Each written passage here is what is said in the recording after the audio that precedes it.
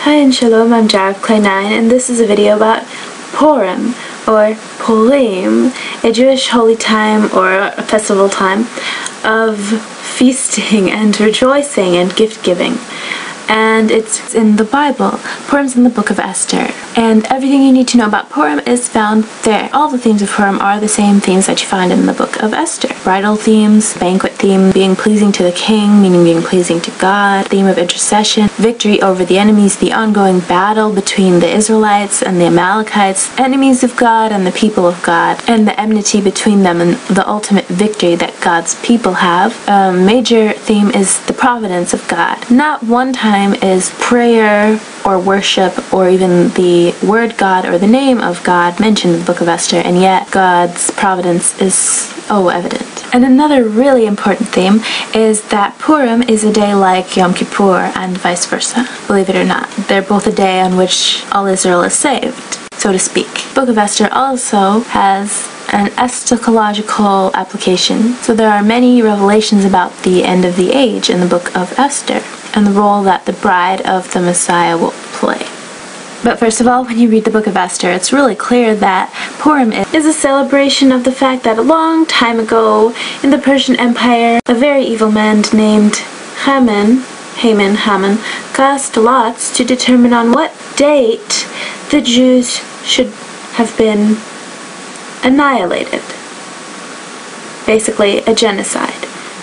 Sound familiar? Anyway, it didn't work, to say the least. And if you consider yourself a Christian and you think there's absolutely no reason that you should celebrate Purim or even acknowledge it, well, you should, because if there were no Purim, there would hardly be a Jewish people. They wouldn't have been preserved, and without them, there would have been no Messiah.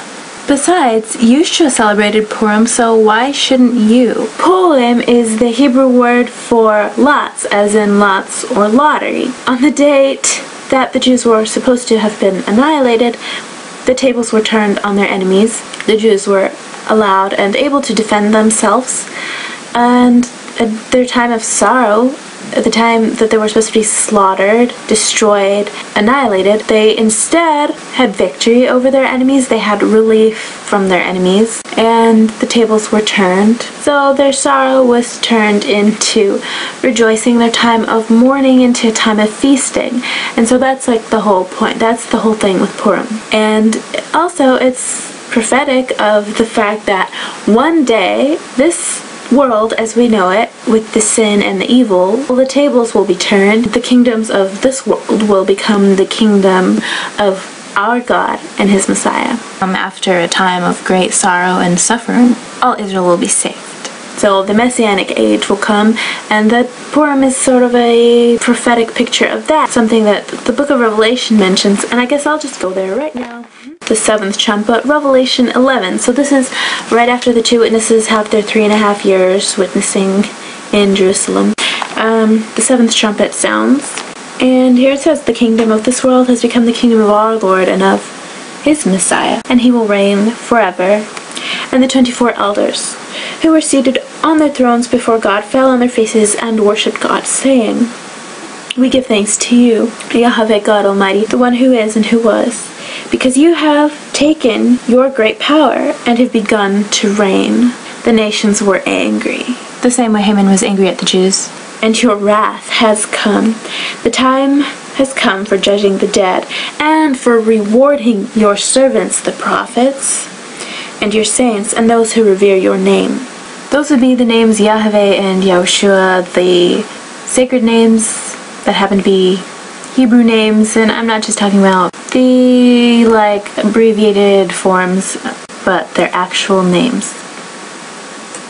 And the time for destroying those who destroy the earth. Then God's temple in heaven was opened, and within his temple was seen the ark of his covenant. And there came flashes of lightning, rumblings, peals of thunder, an earthquake, and a great hailstorm. So that's one major theme of Purim, the transition when victory comes from Yahweh.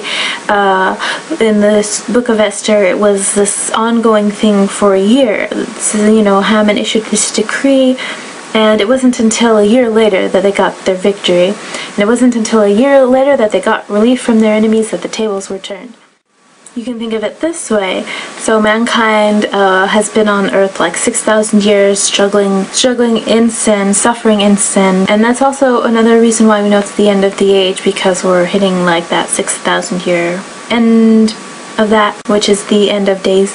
But anyway, for 6,000 years, man has been struggling and suffering under sin, and a world that is afflicted by sin and death. And there has been, among the holy people who strive to live holy, the spiritual warfare. But one day, very soon, it's just going to end.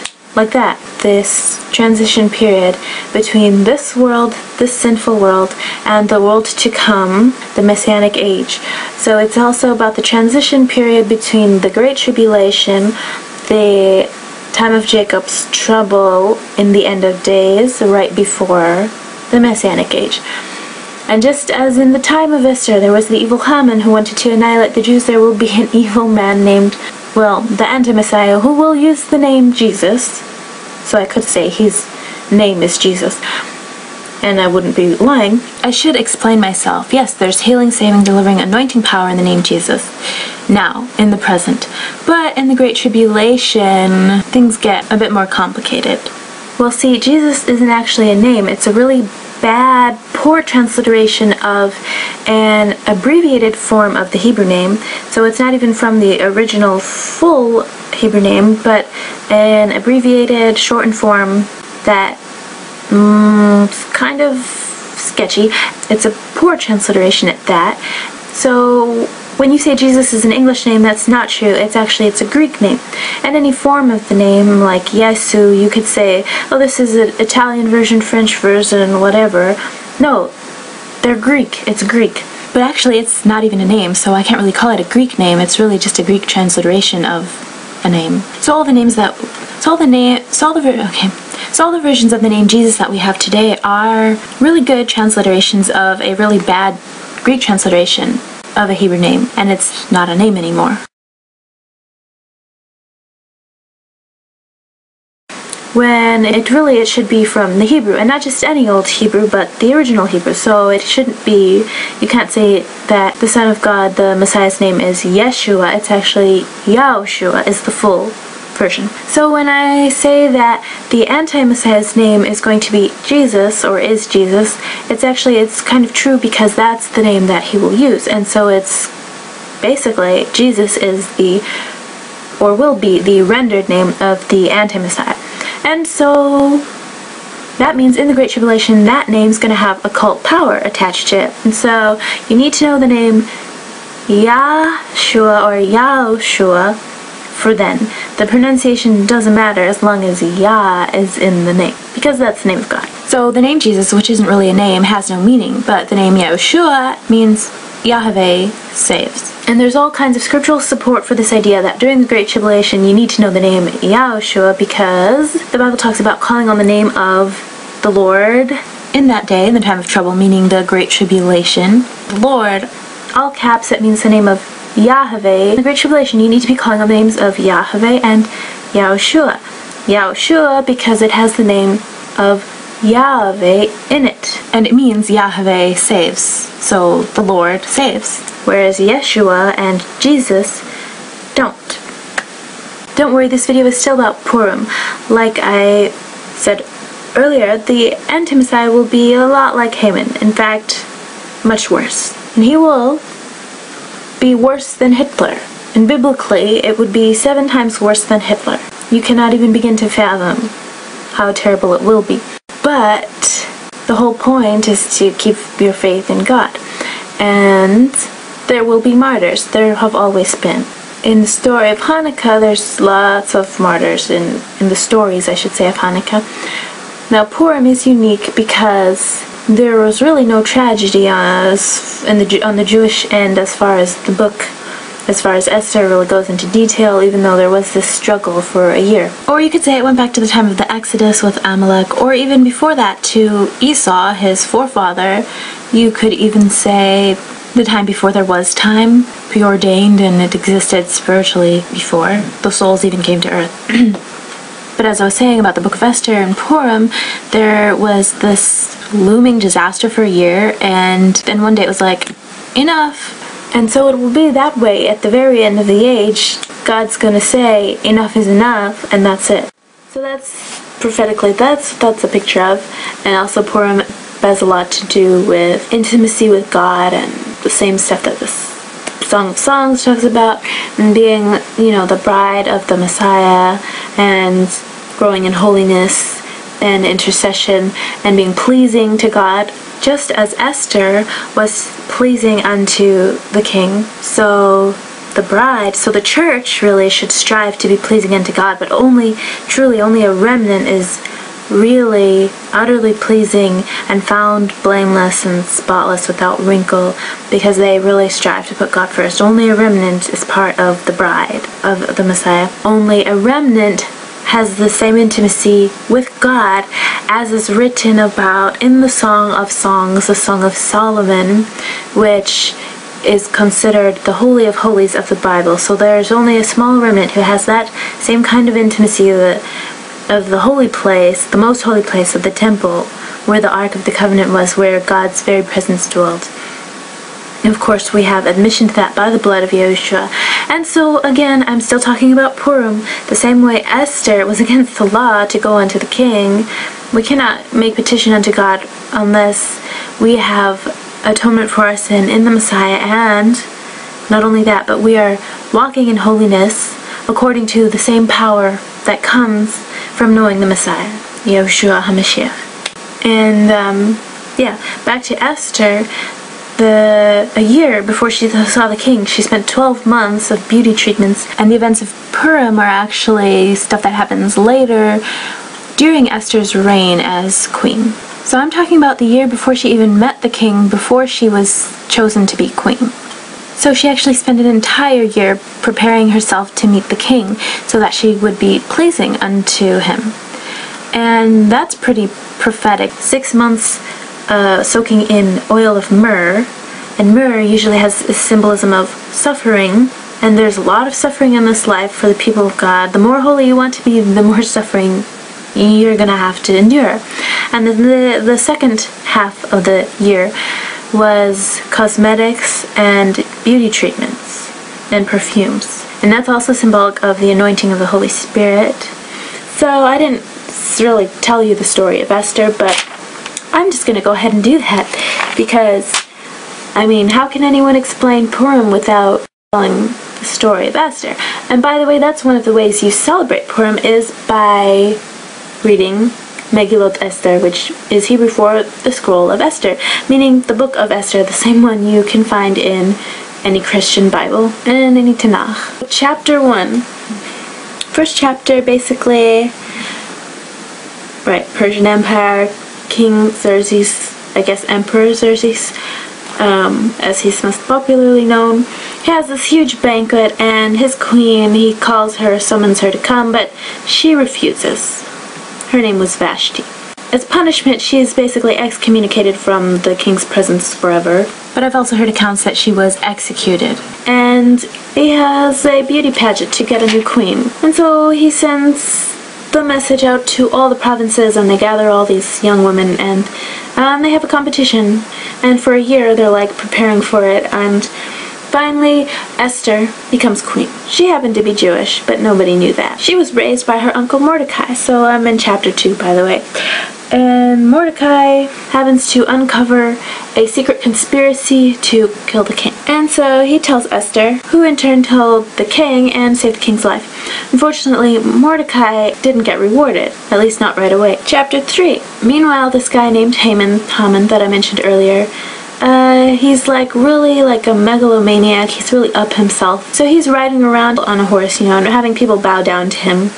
And of course, Esther's uncle, Mordecai, the Jew, refuses to bow to him, rightfully so. Now, if Haman doesn't, hate the Jews enough already, this makes him angrier, and so he devises a plot to annihilate the Jews. The Purim, the lots were cast to determine a date. And so the lot fell on the 12th month, meaning not December, but the month of Adar. And so then he takes the king's signet ring to make it official, and so then there's a decree that's sent out all over the empire, and the day that he decided to do this happened to be the 13th day of the first month, meaning not January 13th, but the 13th day of the biblical first month, meaning Nisan, which is like right before Passover. So it's made known that about a year from then, or whatever it was, that people could just go and do what they want with the Jews. So let me say it again to make it clear. The lot was cast basically a couple days before Passover, and the lot fell to a date that was almost a year later, in the 12th month, the 13th of Adar.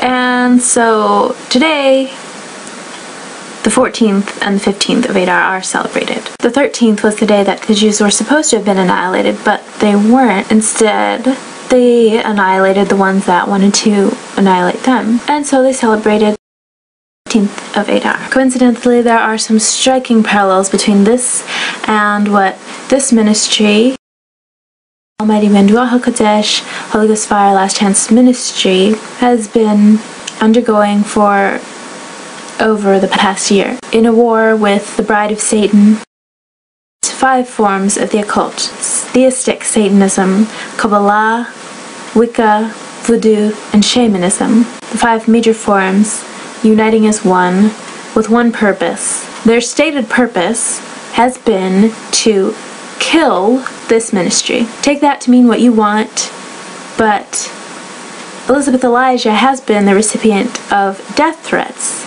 in various forms associated with this group of people who disguise themselves as Christians and rally and stir up a spirit of hatred within lukewarm Christians, assembling them in mass. Elizabeth Elijah has been brutally, emotionally gang raped for over the past year. Their stated motivation has been, quote, "because we can." Just as Haman drew lots on Passover, fully knowing the significance of Passover to the Jewish people, so too have these evil ones published a slanderous, wicked website accusing Elizabeth Elijah in particular of all manner of crimes which she is not guilty of, and calling her all manner of evil names, none of which apply.